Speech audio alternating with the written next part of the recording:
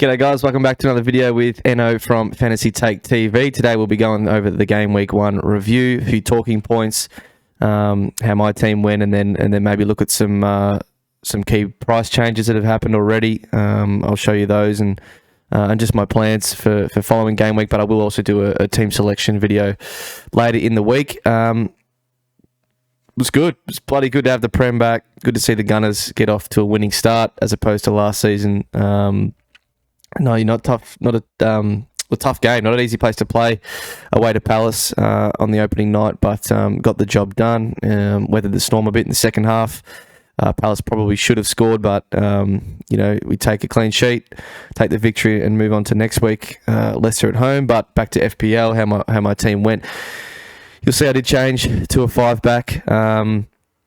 Very late in the piece on Friday night. I just think the lure of Reece James got me over the line and changed from Martinelli to him essentially, and in doing so had to grab 0.5 from my keeper, which in hindsight probably is a bad move. I mean, it's only 1 week, who knows from here, but Gabby did score, looked good, probably could have had another as well, whereas Reece probably got lucky to get his clean sheet. Chelsea not totally settled down back, and Everton probably should have scored, so we'll see how that plays out. It's not something I'm switching straight away. We'll just roll the transfer this week, or pretty certain to, and then go from there, but yeah, I mean, I had to steal the 0.5 from the keeper and had to get in another 4.5 midfielder because obviously the 4 million defenders or the 4 million players only exist in defence. So that's how that went down. Danny Ward, he had his clean sheet for the first half, but then Brentford got back into the game and he lost that.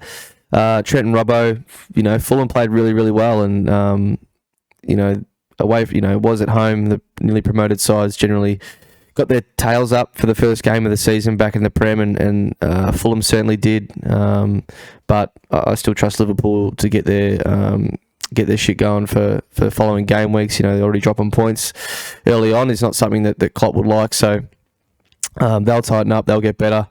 Cancelo got a yellow, I think, so could have had a couple more points there. I think the same with James actually as well. And then Christensen was unlucky not to get a pen or have won a pen, getting absolutely clobbered by Sarr in the box. So that was stiff. I didn't mind how he was playing. Leeds are very good attacking wise, of course, but he gets the Saints this week, so we'll definitely just roll that and see how he goes. Mo as captain, I just think I just could never go without this guy. He wasn't. And Liverpool, as I said, weren't super great in the first half, but second half just found a way and just got 2 returns, and that's just Mo Salah. Nunes came on and, they were able to sort of find each other, which was good, so hopefully that's something that can continue.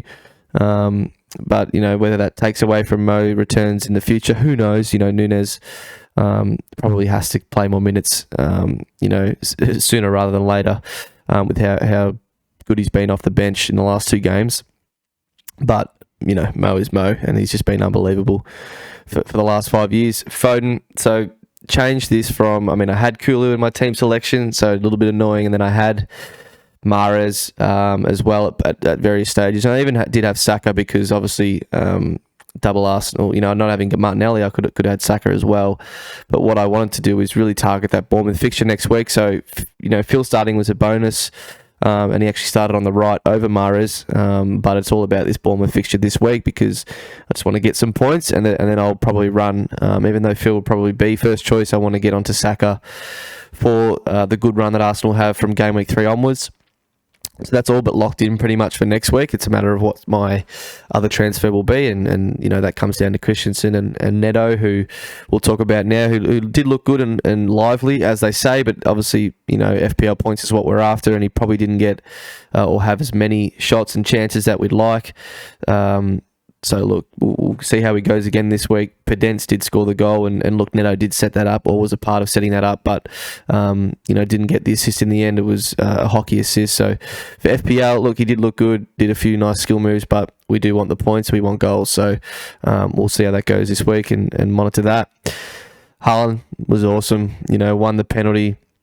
looked really confident taking the penalty, so I think he'll be on them for the season, and as long as he's on the pitch. And then the second goal, lovely ball from KDB and ran through and finished it just with supreme confidence. So looking really good. If you've got Kane, I mean, this will come out too late. He has already gone up in price and Kane has already fallen, so you would have had to make that move already. And Zinchenko and Mitrovic also went up in price as well, so you've got to keep a watch out for that. And then Jesus did look really good. Should have had a return early, an assist. It would have been to Martinelli. And then also another one probably to Odegaard, who just got it caught under his feet in the box and was looking to pass when he really had a really good shooting opportunity. So his pressing's amazing. He's going to get points, no doubt, in my mind, over the next month. The goals will definitely come. So that's how the team went. And then my bench over there, so I got Iverson, I think he's called, as the other Leicester keeper, and then Andreas Colback and Taylor. So really Andreas, who does look really good in that first game and did look like a fieldable option for future game weeks with some positive matchups. So my rank there, 2.7 mil in the world and 60k in Australia. Do not overly care about your rank at the start of the season, please, especially game week 1. It is just so congested. 3 points, I'd probably be in the top 1. Like, it's just, do not care about it now. Not plan ahead, but just have an idea of what you're going to be doing over the next couple of game weeks, what possibilities could be, what moves you think you might make. Just like Kane to Haaland in game, for now, like starting Kane, starting Haaland, did you have a plan of what was going to happen regardless of the outcome? And I think a lot of people, look, it is really hard now if you had Kane and Haaland scoring a brace not to make the move. And look, you already would have had to. So look, I do empathise with you, but that's the reason I did start Haaland over Kane, because I pretty much knew that even if Kane got a goal and Haaland got a goal, I would still want to make that move. And even if Kane got a goal and Haaland didn't score, but he's played 90 and looked, like the chances were there, I knew I was going to make that move anyways. That's just why I started with Haaland. Yes, FPL variance. It's just the way the game works. 1 week, Haaland scores a brace with what was perceived to be, a worse matchup. Tottenham score 4 goals and Kane's not involved in any. That's just unlucky, but that is the reason I started Haaland in the first place. I can roll the transfer now and I don't have to worry about making that move for this week. I'll quickly go over and just show the team. The game week rank, 2.7 mil, the highest points. Obviously, we don't focus too much on that. But as you can see, if I go over to the look, that's total price. But price, Haaland has gone up. He's now 11. I'll refresh that because I haven't done that yet. He's now 11.6. Zinchenko's now 5.1. Mitrovic is now 6.6. So the price changes have happened. You've really got to be on top of that. Week to week, and obviously most days. Haaland probably has a good chance of rising again this week, and Kane going down again just because of the sheer amount of ownership switching between the two. It's not a common occurrence that happens, but especially at the start of the season with big, highly owned players like these two, and a lot of managers making moves, and just how the game week panned out, they will move a lot. So this is FPL statistics. I did link it in my resources video.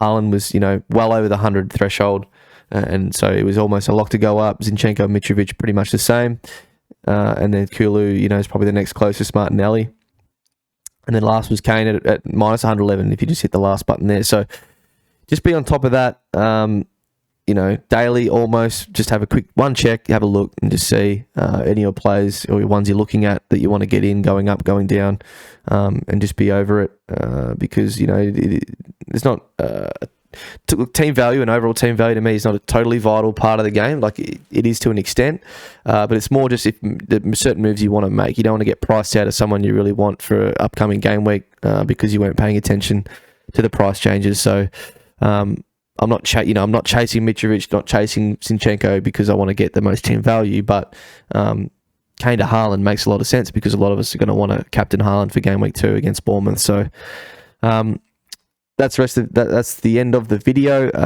I'll quickly show you how my team's looking now for the next game week. Ward, I don't expect a clean sheet against Arsenal.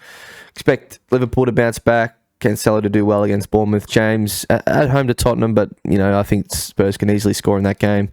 Christensen against the Saints hopefully gets a clean sheet there, and look, attacking return would be nice, but yeah, just one return from him would be great. Salah at home to Palace is a great, perfectly fine captaincy option.